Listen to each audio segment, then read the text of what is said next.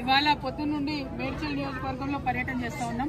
మరి మేడ్చల్ నియోజకవర్గంలో ప్రత్యేకించి మంత్రి మల్లారెడ్డి గారు ఉండి చాలా అభివృద్ధి చేసిన నేను అని చెప్పిండ్రు. దాదాపుగా ఒక టర్మ్ ఆయన ఎమ్మెల్యే ఉండే, ఒక టర్మ్ ఎంపీగా ఉండే, ఒక టర్మ్ మంత్రిగా ఉండే. కానీ ఇప్పుడు ఎక్కడ చూసినా జవహర్ నగర్ కావచ్చు, మేము దమ్మాయి కూడా కావచ్చు, అన్ని ఏరియాస్ తిరుక్కుంటూ వస్తున్నాం.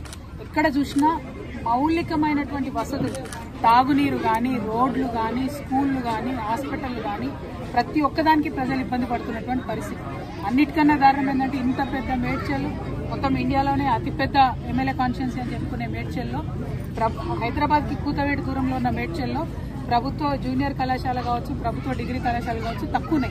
మొత్తం ప్రైవేట్ పరమైపోయింది, ప్రైవేట్ ఎడ్యుకేషన్ హబ్గా మారిపోయింది, గంజాయి కడ్డగా మారిపోయింది. మొత్తం మేడ్చల్ తప్పితే అభివృద్ధి వైపు అడుగులేసింది లేదు. ఏమన్నా జరిగింది మేడ్చల్లో అంటే కేవలం ఇదివరకు బీఆర్ఎస్ ప్రభుత్వం ఉన్నప్పుడు డంప్ యార్డ్ సమస్య కొంత మేరకు తీరింది.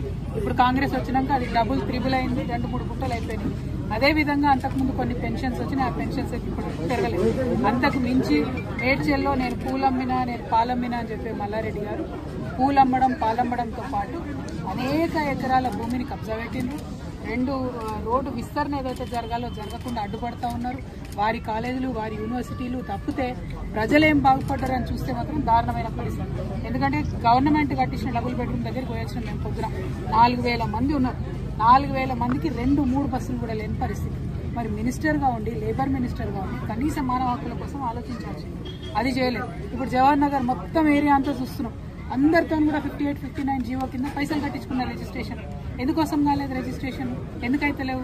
ఎట్లా మేయర్ గారి కుటుంబ సభ్యులకు రిజిస్ట్రేషన్ అయిందని చెప్తా ఉన్నారు, మల్లారెడ్డి గారి కుటుంబ సభ్యులకు రిజిస్ట్రేషన్ అయిందని చెప్తున్నారు. వాళ్ళకు మాత్రం రిజిస్ట్రేషన్ అయ్యి సామాన్య ప్రజలకు ఎందుకు రిజిస్ట్రేషన్ కాదు? ఎవరు కాపాడుతున్నారు మల్లారెడ్డి గారిని? ఎవరు అండదండలు చూసుకొని రిజిస్ట్రేషన్ చేసేటోళ్ళు? మేము మాత్రం దీని మీద న్యాయ పోరాటం తప్పకుండా చేస్తాం. ఏదైతే 58, 59 కింద లక్షలాది రూపాయలు కట్టి పేద ప్రజలు వెయిట్ చేస్తున్నారో అవి రిజిస్ట్రేషన్ అయ్యేంత వరకు అవసరమైతే సుప్రీంకోర్టు దాకా కూడా తెలంగాణ జాగృతి పోతుంది, పోరాటం చేస్తుందని.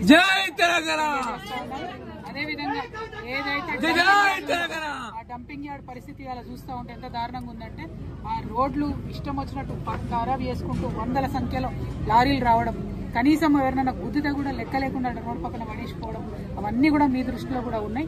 అటువంటి పరిస్థితుల నుంచి మారాలి. ఇవన్నీ పోని పక్కకు పెడదాం అనుకుంటే మిషన్ భగీరథ పైప్ లైన్లు ఉన్న చోట కూడా వారానికి ఒక్కసారి కూడా నీళ్ళు వస్తాయి.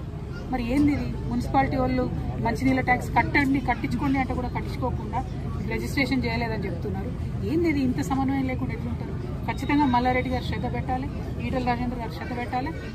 అందరికన్నా ఇంపార్టెంట్, ఇదివరకు ఇక్కడ ఎంపీగా ఉన్న ముఖ్యమంత్రి గారికి ఇక్కడ అణువణువున ఉన్నటువంటి సమస్యలన్నీ తెలుసు. వారు మేడ్చల్ జిల్లా ఖచ్చితంగా సపరేట్గా టూర్ పెట్టుకోవాలి. పరిస్థితి